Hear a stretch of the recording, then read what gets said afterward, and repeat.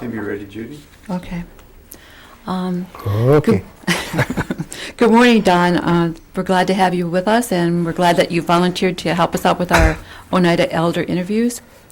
I'd like to begin by asking you to state your name and then spell it out for the recorder back here, and then give us your date of birth and where you were born. Okay, my name is Donald A. Davids. Donalda Davids. What's the A for? Adorable. No, it's Albert. And you spell Albert? Albert. Okay, I was born on 13th of February, 1931, which is a Friday, and born in Wauwatosa, Wisconsin, at the county hospital in Wauwatosa. The county hospital where? In Wauwatosa, Wisconsin. Wauwatosa, okay. Which is a suburb. You know where Wauwatosa is. Where the zoo is in Milwaukee. Okay. Can you tell us, first we'll start with your mom and then her family, and go back as far as you can with them. You want to know her name? Her name was Bessie Cornelius. Her maiden name was Cornelius. Okay. But everybody called her Betty, and all her life she signed everything Betty, but her real name was Bessie. And her mother's name was Eva Cornelius. Her father's name was Albert Cornelius. She had one of her sisters. She had one sister. Actually, she had two, but one died when she was really young. And then she had one brother, twin brother. My mother was a twin. His name was Andrew Cornelius. Everybody called him little boy. Her father, did I say his name was Albert Cornelius? And his mother and father were Solomon and Marion Cornelius. Do you remember their appearance? No, never. Okay. Never saw them, or even heard of them. Oh, really? I've heard that name, Solomon Cornelius. Okay, so your mom and dad, did they speak Oneida at all? My mother did. My grandfather and grandmother spoke Oneida. Which and all the whole family spoke Oneida, her sister. On both sides? Yeah. On both sides. And, but my father was Stockbridge. And, of course, he didn't speak Stockbridge. I never heard of anybody really speaking Stockbridge, to tell you the truth. Okay. But they sure did speak Oneida. Yeah, everybody in the family spoke Oneida. And we'd come up here, stay in the summertime, and of course my grandfather would talk to us in Oneida, try to teach them. And it seemed like whatever we'd learned, but next summer we forgot it already because we'd go back to Milwaukee, Did either one of the grandparents, or yourself for that matter, attend boarding schools as youth? My grandmother went to where it was out in the east. She went to school. And my Aunt Isabel, my mother's sister, went to North Dakota, South Dakota. Flanders. But my mother didn't go to any boarding school. I don't know if my grandfather did it or not. I doubt it. And her brother didn't go. Okay. So then there was no discussion about the treatment at the boarding schools on either side of your. No, we used to have a picture of my grandmother at the boarding school. The way they. Do you still have that picture? No, I didn't have it. My grandmother had it because she got it from when she gave her. What the heck was the name of that school out east there? Hampton? Carlisle? Could have been Hampton, Virginia. Yeah, Hampton, there you go. Okay. Yeah. And she just said she had a good schooling, and she seemed well educated. But then but she never talked. We never asked her either about how they met or, when they got married and all that stuff. But they farmed all their lives in one place, down by Chicago Corners. And Okay. Well, let's go to your immediate family. Would you list out your brothers and sisters in chronological order? okay, I got an older sister. Her And name who they're is, married to, okay? oh, she's single. Okay. She's in a nursing home in Milwaukee. What's her name? Edith Okay. Davids. Okay. And she had epilepsy, and she had a rough life too, but she went through 8th grade, and then she went in a nursing home after that. She got, epilepsy was just too much. My mother couldn't take care of her. I was in the service, so I couldn't help out. I had a younger brother. Oh no, next one was a sister, Barbara Skinador, Yep, I know Barbara. And she was married. She married Glenn Skinador. I don't know how many kids they got, half a dozen kids. And I got a brother who is the baby of the family. His name is Marvin Davids. And he lives in Milwaukee. He lives on the south side of Milwaukee. He works him and his wife are medical technicians in a hospital in Milwaukee. And it's about the size of our family. Okay, you're Okay. just after Barb or before Barb? Who, me? Yeah. Before Barbara. Before I'm the Barbara. second oldest in the family. First Okay. Edith, and then me, and Barbara, and then Marvin, Okay. brother Marvin, yeah. Okay. Now you said you were born away from or off the reservation. What were your early years? Where did you grow up? Or starting? We lived in Milwaukee, on the south side of Milwaukee. When I was born, my mother and father lived on 25th Street in Milwaukee on the south side. And we moved from there. Oh God, we moved all over the city, seemed like, for a while.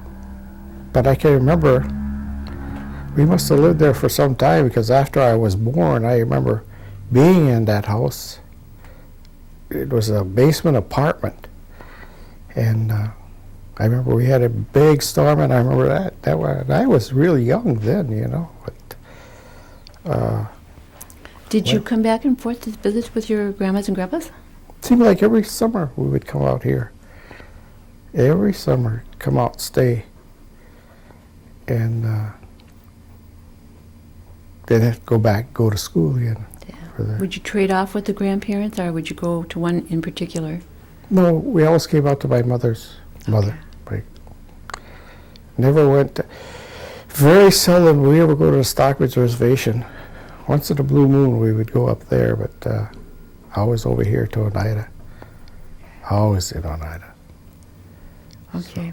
Your Oneida grandparents, then, did she do canning, or did either one of them go out and My grandmother used to do a lot of canning. Yeah, they had a root cellar in their house. They had a log house. They lived in a log house. Had a root cellar there. And always the shelves were loaded with everything that she can, for winter time. And then they had bins for carrots and potatoes and onions. So, Did she collect plants at all? Medicine? oh yeah, they did that. Sure, they were. When you get sick, she always had a medicine for whatever was wrong. My sister had cut her hand or finger or something, and they had stuff to fix her. It was, getting sore, and she had something that fixed her up, and it went away. So, and if you got a cough, they had something for you to drink or something for you to chew on, and it worked. It worked fine.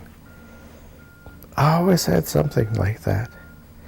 And my grandmother was that way, and my mother didn't do that too much, but her brother, her twin brother, he was another one that, boy, if something happened, he had the remedy for it, and it always seemed to work.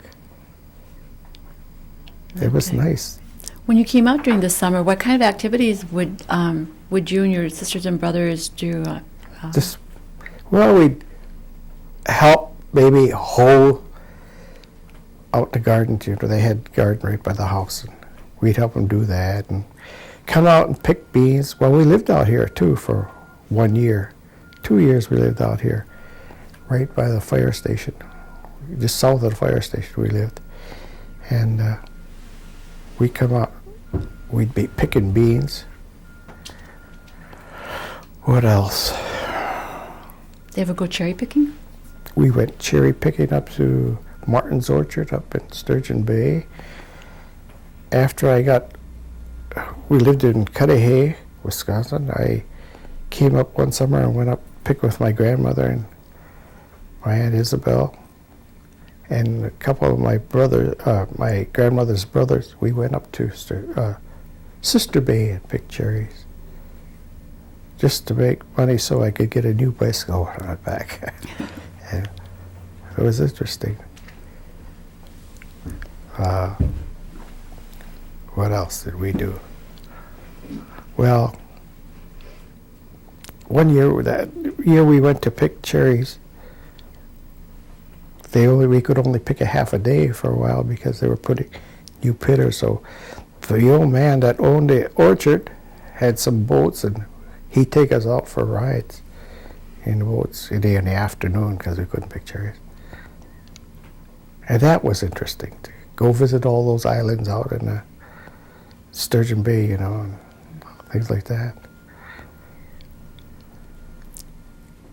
Did you and your sisters and brothers go to any of the fairs while you were out here, the county fairs? Yeah, we'd go to the fair there in the pier. Every once in a while, we'd go to the fair and see more sometimes. But mostly, the ones I really remember was the ones going to the pier, to the Brown County Fair, I guess it is, you know. And in Milwaukee, we had a lot of carnivals would come around, and we'd go to those. But What about baseball games? Did your family participate in ball games or? My father had a brother that played in a team from Stockbridge Reservation. And I remember him coming down here when they had that baseball diamond behind Schuyler's, and he'd come over there and play. And over by Vandenberg's, they had a baseball diamond. He used to go play over there. But that's the only time. Nobody else that I recall played in any sports. My father golfed a lot, and I used to golf when I was young. But Where did you go to grade school? I went in Milwaukee. I started out Grant Street School in Milwaukee, and then I believe we left there and moved to the north side of Milwaukee. Went to school up there. I don't remember the name of the school anymore now. But then we moved out here. I went to school at Chicago Corners. The first year they opened up that school. So I went 1 year there, and then we moved back to Milwaukee again. Just before the war, we moved back to Milwaukee. My father got a job in Milwaukee again, and we moved back there. Then the war started. What kind of work was your dad doing when you were able to move back and forth? He was a machinist, and he always he either worked for, International Harvester. He worked for the Alice Chalmers. And when we moved out here, he used to work with different farmers, helping them out around here. Then he met somebody else that they used to go plastering. There were plastered houses, new houses, or even old houses, but they did a lot of plastering. That's how he got a job. Then he had a brother that went back to Milwaukee, and he told my father to come down there and get a job at Lattice Drop Fords in Cudahy. So he went back there and he got a job, and that's why we moved back to Milwaukee again. So we just got back there right before the war started in 41. Then we moved to the south side of Milwaukee again, went back to Grant Street School again. Graduated from 7th grade there, or 8th grade, then went to Walker Junior High School, which was right near there too. Then we left there, we moved out to Cudahy. They bought a house in Cudahy, Wisconsin. And I went to Cudahy High, graduated from there after 4 years. Then I went into service after that. Do you remember what your dad's dad did for work? He was a farmer. He was a farmer. Okay. Did his wife work out, or did she stay at home and take care of the kids? She stayed home and took care of the kids, yeah. Okay. And I don't remember my grandfather very well either, but I remember my grandmother. What do you remember about her? Just main thing I remember about my grandmother is that she didn't seem to have teeth, but like a plate in her mouth, you know. They weren't really teeth. To me, they weren't really teeth. There was like a goal. Their teeth might have been connected to them, you know, but the teeth were gone. It was just, you know how false teeth look? They're I don't know, they were in a different color, but this seemed like the teeth were gone. I don't know why I remember that, but I know you look at her, to me, she didn't have teeth. She just had that plate in her mouth. Yeah. She sounds like a nice grandma, though. From what I remember of her, yeah. I remember going up there one Easter. We went up there, and she went through all this trouble of hiding eggs. We had a lot of cousins up there, you know. They had all these eggs all over the farm, and we had to go find them. That's the one thing I remember about that. And that night, the full moon came up, and it was kind of scary in a way because when that big full moon came up, it was kind of eerie, but shouldn't have been because it was Easter. And you're out looking for eggs, then? Yeah, we went looking for eggs on the farm. Eggs and candy. They had candy too, hidden all over that farm. And it was a pretty big farm. If you ever been up there where Lutheran Church is by the Red Lake, they lived right across the road from there. You couldn't even tell today that there was a farm there because it's nothing but field now, open field. Okay, so after you graduated from high school in Milwaukee, you joined did you say the Air Force? Joined Do you the Air remember when Force. that was? September 1950. Okay. 19th September 1950 to be exact. Yeah. So then I stayed in there for 24 years. Went all over. I went to Alaska. My first assignment was after basic training was Alaska. Went to Scott Air Force Base, Illinois after that. What was your major responsibility while you were in there for 23 years? 24. I was an administrative supervisor. I was first sergeant. After I was up here in Michigan, I was stationed San Jose, California, housing officer for the base. And that's about it. But my main job was administrative supervisor, worked in administration all that time. During your stint in the Air Force, is that when you met your wife? Or? Yeah, came up here. Another Easter. Easter of, let's see, 54. Came up here and met her. And 3 months later, we got married. You want to give us her name and a little bit about her? Okay.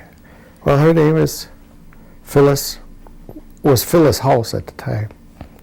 And her mother was Cora House. And, but I didn't know her father. He was already dead by that time. I met her, but I met her sister Millie and Beatty and Betty, Dorothy, her brother Stitch, Joe. Oh God. Was there Francis in there? That's Stitch. Oh, that's Francis, Stitch, okay. Francis was Stitch, yeah. Okay. So met all them. But then I went back, after Easter, I went back to, I was stationed at Scott Air Force Base, Illinois. And she came down there, and we got married down there, Bellevue, Illinois. 8th of June, 1954. A short romance, but a long marriage. Yeah, we've been married 53 years already. Yeah. Be 54 years. Do you have children? I've got 3 children. Oldest daughter is Roxanne. Next one is Ramona, and my baby is Kurt. He's a big monster. He's bigger than he is. He's a big son of a gun. Okay. Oh, who are they married? And if they are, you want to give their names? Well, oldest daughter, Roxanne, she's married to Green Bay cop.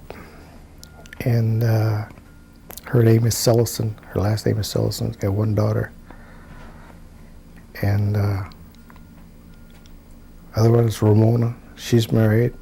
Her name is Kurth. She's got 2 children. And my son is not married. He runs a bowling pro shop in Madison. I don't think he'll ever get married. I ain't going to say why, but Okay. Do you want to give us the names of your grandchildren? oh, yeah, good question. You want to edit that one? Yeah. Well, Ramona's, her oldest daughter is Samantha, and her son is Christopher. And Roxanne's daughter is, what is her name? I don't know. We don't have nothing to do with the family, you know, Okay. for years. So, Do they live around here? yeah, they live up in north of Green Bay, Swamico or someplace up there. Yeah. And Ramona and her family lived in Green Bay. Okay. So then after the Air Force, you mentioned something about another position that you took. You want to Well, I give us- came back here after I retired. We were going to go to Milwaukee, but we came here instead. And I went down to the employment office downtown, and I knew Eva Danforth, worked down there. And she said, "Hey, they're hiring at the reformatory. You're looking for a job. Why don't you go out there and try out there?" So I did. And I got a job right away. No problem. So then we stayed here, lived here in Green Bay. Lived in Green Bay for 4 years, and we got this house we're living in now, and been there ever since. But let's say I spent 4 years in the reformatory, but I wanted to get in the post office all the while, and I went down and took the test when I came back, and I'd get letters from the post office saying, "Well, we got part-time work." So I didn't want the part-time work. I just sent it back. I don't want part-time work. So finally, after about 4 years, I went over to the post office with that letter and say, "Don't you have anything permanent, And this gal says, "Well, everybody that starts part-time. You don't ever start as a regular. You start as a part-time, and if you pass, you become a regular." God, I could have been at the post office 2-3 years earlier before. But nobody told me that before, They just said it was part-time. So I didn't want to go. So, and another thing, way back before I even went in the Air Force.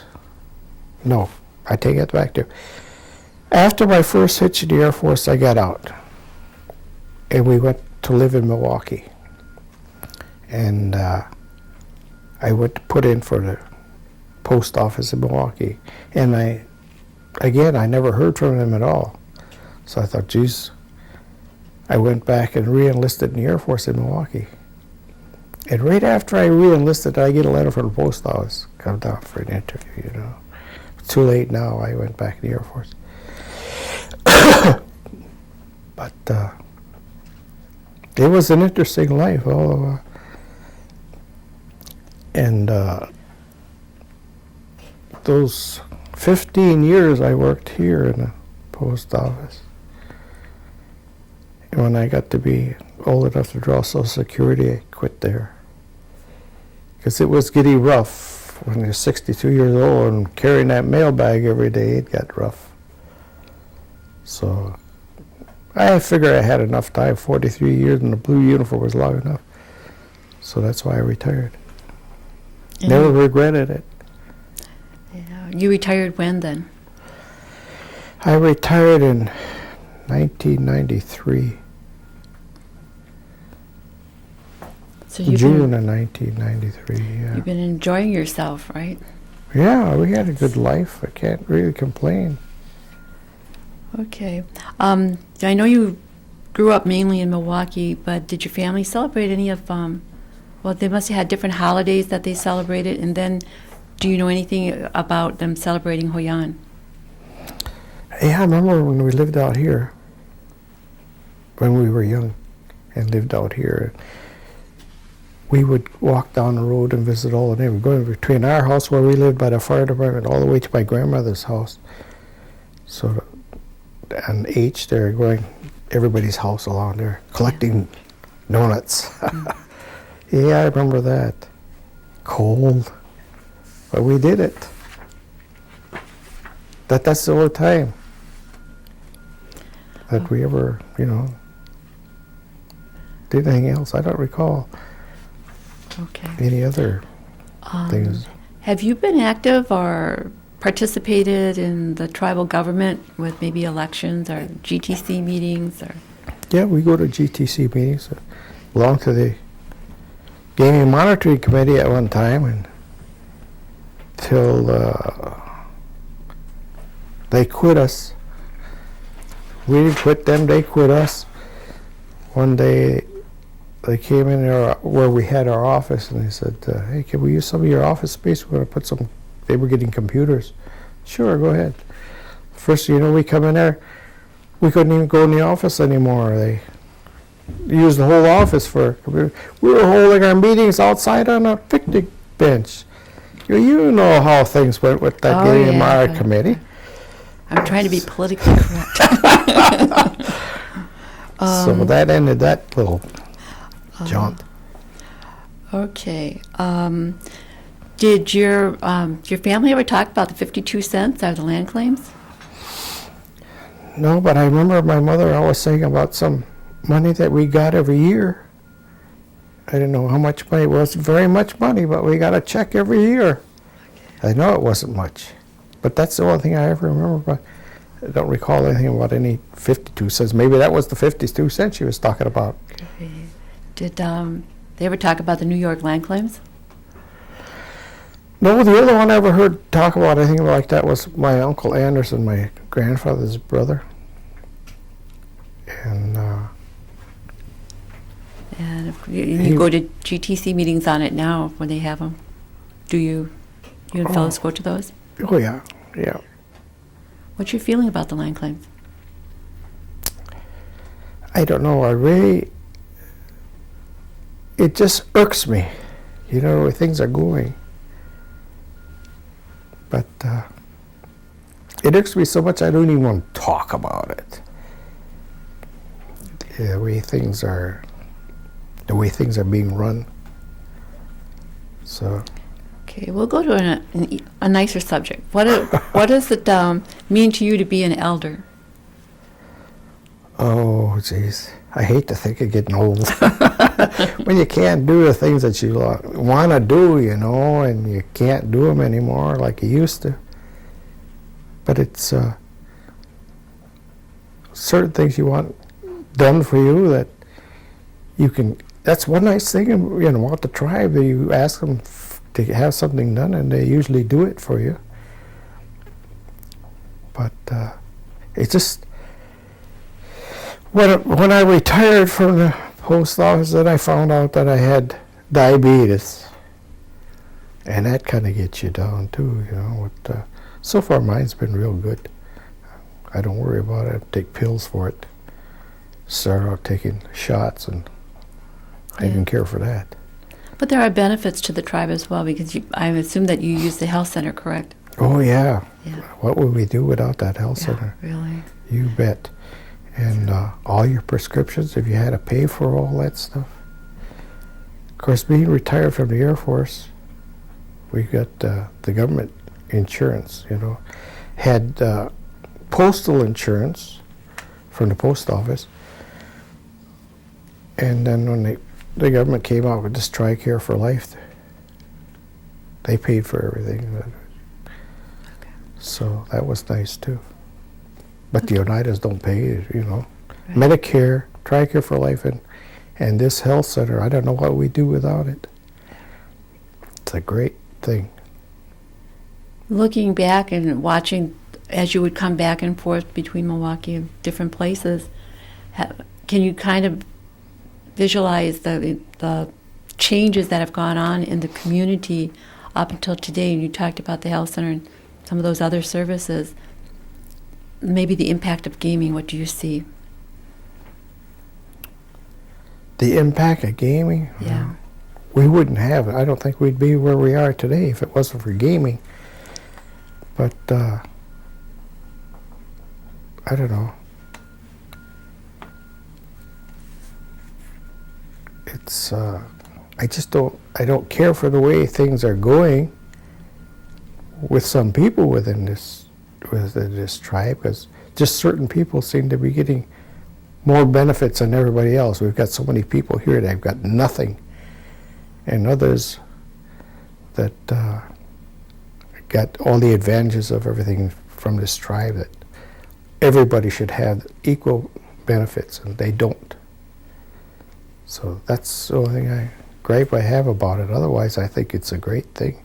We wouldn't be any place without that, without our gaming. What do you think sovereignty means to the Oneidas as a people? Well, I don't think they're... Sovereignty to me is we should be able to do anything we want, you know, for our people right here without outside interference at all, but we don't. You know, we should have our own laws, and like you take the police station, they stop people on the road and fine them. The money don't go to the Oneidas, it goes to Brown County out of gaming, from what I understand. And being a sovereign country, everything that happens here should stay here. All the money collected should stay right here for the Oneidas.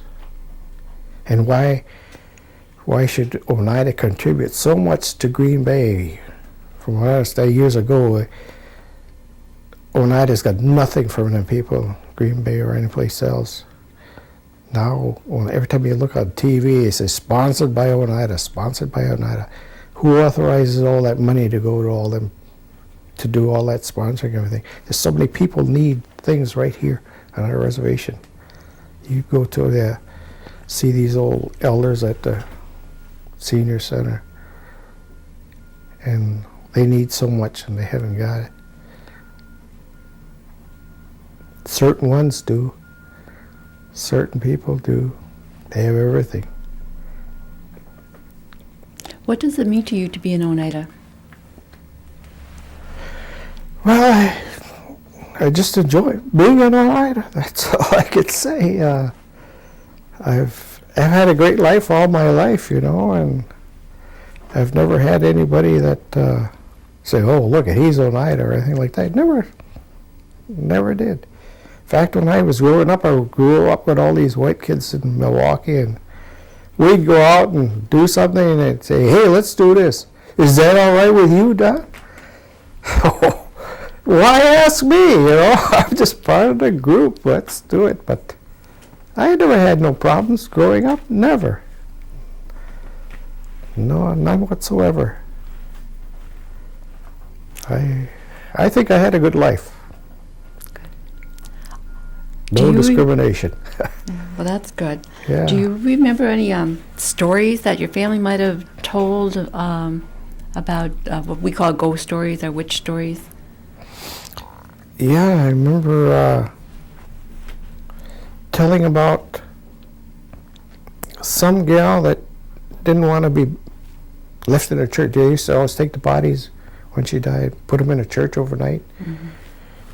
She definitely didn't want to be left in a church, but they took her there anyway, you know. And they looked at the church, and the lights were on. Boy, they were supposed to shut their lights off. They went and shut the lights off and left, and later, the lights were on again. So they figured she didn't want to be left there, so they went and picked her body up, took it to their family's house, and never had no more problems. But I went to my, one of my dad's sister's house. He lived in Kansas. And all that night they were talking about different happenings like that, you know, that there was another incident right where you go by the church in Gresham. The road makes a left curve like that. And this gal left the church in a wagon, and something scared the horse. It went into the ditch. The wagon ended up in a ditch, and she said somebody looked like Abraham Lincoln came out of the woods, got a hold of that horse, and put it back out in the road for her, and away she went. You know, things like that. Strange, but you know, they were saying things like that happen. And Phyllis's mother was talking about somebody that some old man died, and the house was haunted, and there's got to be something in that house that's belongs to him. So they looked around, they looked upstairs, and there was a hat up there that belonged to that old man, and they got rid of that hat. They didn't hear any more happenings. That's, things like that. Yeah. There was a lot of things like that, but I just don't remember them all. But there's a lot of strange stories out there. Okay. Looking back from your high elevation of an elder, what kind of recommendations would you make for the future generations coming up, your grandchildren? Well, for their future, they got to get all the schooling they can. You know, the elders before us, and well, maybe our generation too, should have got a lot of education. But now it's so prevalent that they should all take advantage of it. And it's the Oneidas take good care of their, my grandkids going to college and sponsored by the Oneidas, which is a good thing to me. Of course, I don't know. I started college before I went in the Air Force, but I didn't stay too long because I went in the military. But it's available to them today, so they should take advantage of it, that's all. Okay. I'd like to thank you for sharing your life and experiences with us. And at this point, I'd like to ask the gentlemen that are here if there's anything I'm missing. I got just maybe something quick. You said you'd come up every summer to visit? Mm-hmm. Who did you stay with when you'd come up to visit? My grandfather and grandmother. Okay, and did you have cousins up here and stuff? Oh yes, lots of cousins. What type of things would you do while you were up here? Like you'd play during the summer? You'd have yes, keep some of the goofy things. We get around stave from a round wheel from the, what do you call it, goes around the barrel, just so it was round a wheel or something, and have it like a cross, and wheel that thing all over. That was something Simple to do, things, right? Yeah. Hoop. Yeah, a hoop, yeah. Yeah, we would do that. We'd play hide and seek. We'd go sneak the bridle out of the barn and go out in the woods and find the horses and put the bridle on and ride the horses. Yeah. go climb trees. Climbed a lot of trees, get on top of a little tree and bend it all the way to the ground, get off, things like that. Did you find that living in the city that you really enjoyed the woods a lot when you came up here? And did you miss that when you went back home to Milwaukee? No, because in Milwaukee, we did different things like riding bike and go camping. We go camping down by the lake, or go camping out in the woods, and we take some food along and make a hole in the ground, and get it cold, good and hot, and stick potatoes in there and baked beans, and we had a good time doing that. Who did you think had a better life, the people up here or the people down in Milwaukee that you grew up with? Well, I think there's more things to do down in Milwaukee.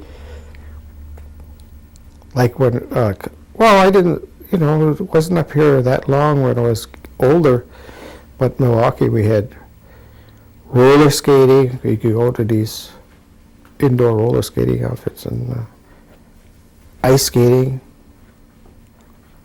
tobogganing, sledding. We didn't do that stuff up here, but we sure did a lot of that in Milwaukee. Did a lot of golfing. When you were a kid, did your cousins and stuff like that accept you right away when you come back to visit? Oh yeah, oh heavens, yes. We always chummed around with them, doing a lot of things. I remember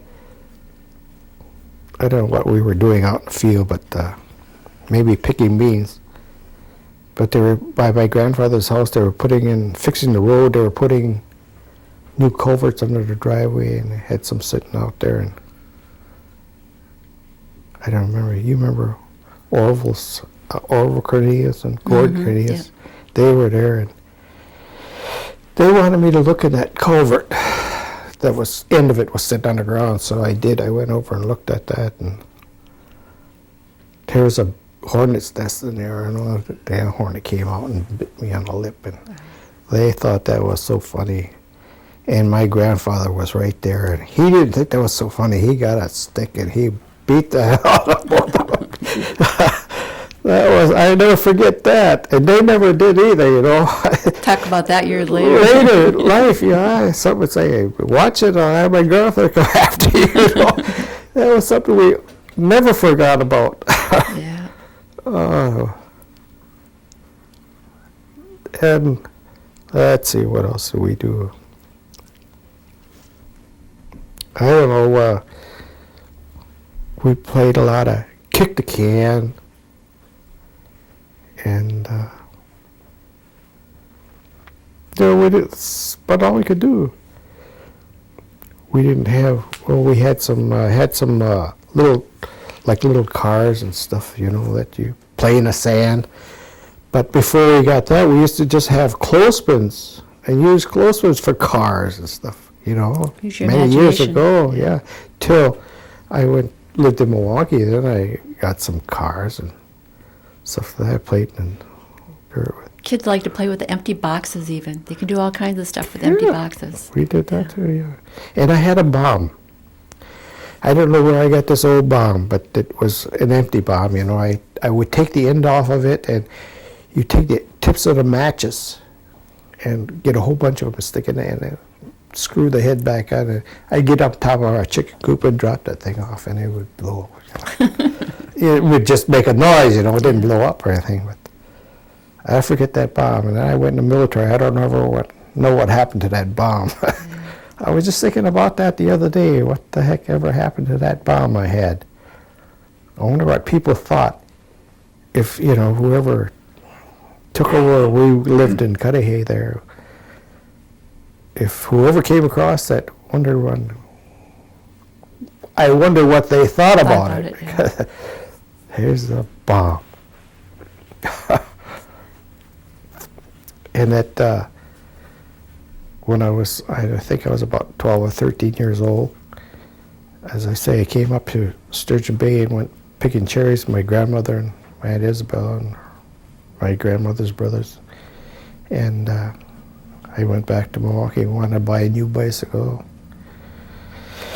And them days, bikes were hard to find, and we went to, my sister Edith was going to a doctor in Waukesha, Wisconsin, and we took a trip from Milwaukee.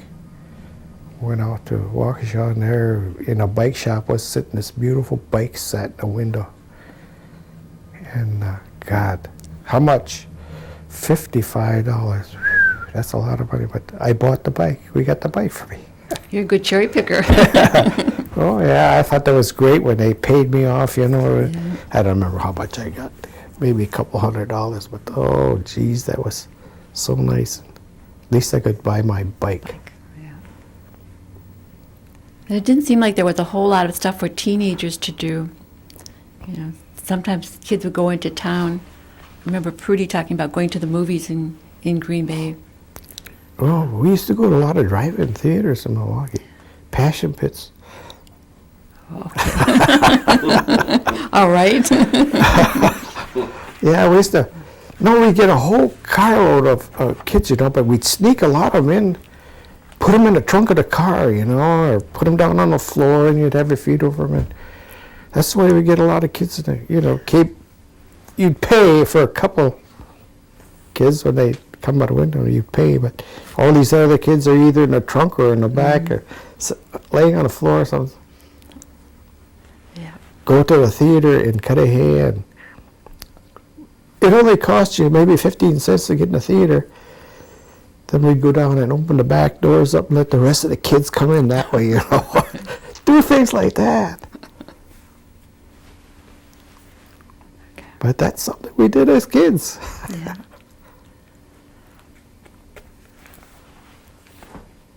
Anything else? Okay, Alan will unhook you.